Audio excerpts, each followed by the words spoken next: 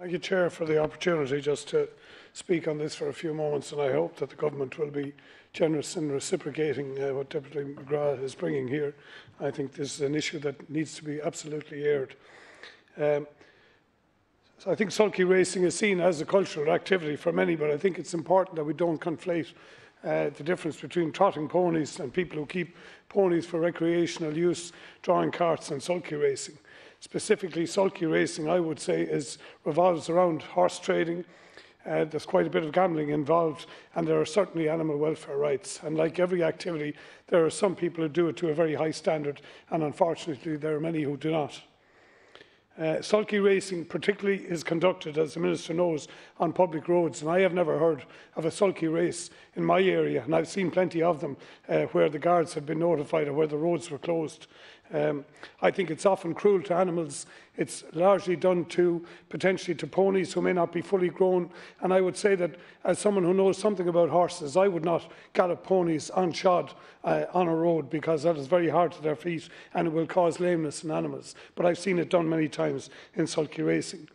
It is also extremely dangerous to other road users because they do not know how, as someone has already highlighted, whether they should overtake. And often has been pointed out, you will see young children sitting unstrapped, unsupervised often on sulkies, and they are creating a danger to themselves and to some unfortunate who may be involved in an accident with them. I would point out too, it is also encouraging the keeping of animals where the owners do not have land holdings or stabling. And that is seen around the country, and it's particularly prevalent, as we know, on local authority lands.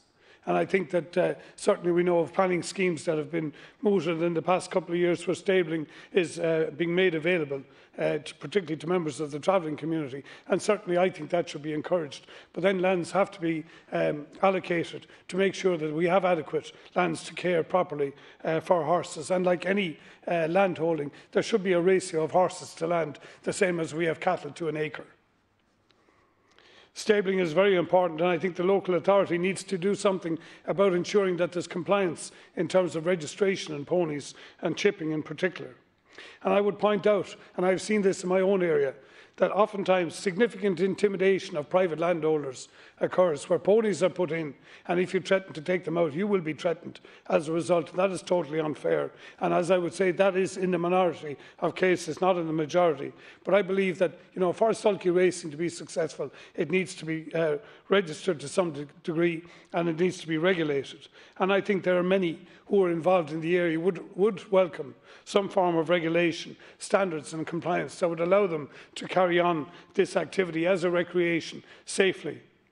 So I think we need a solution that respects the rights of all peoples involved here. And we need to allow sulky racers create competition, because that is how they basically signify their animals. For those who wish to sell their animals on, that's how they create value for them. And I think in that respect, as Deputy McGrath has already outlined, there must be opportunity for the local authorities to make lands available.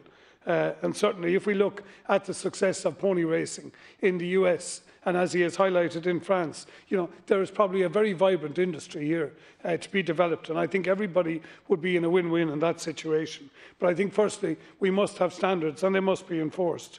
So I think we need to look at what is being done successfully in other countries, and we need to start with an area of mutual respect.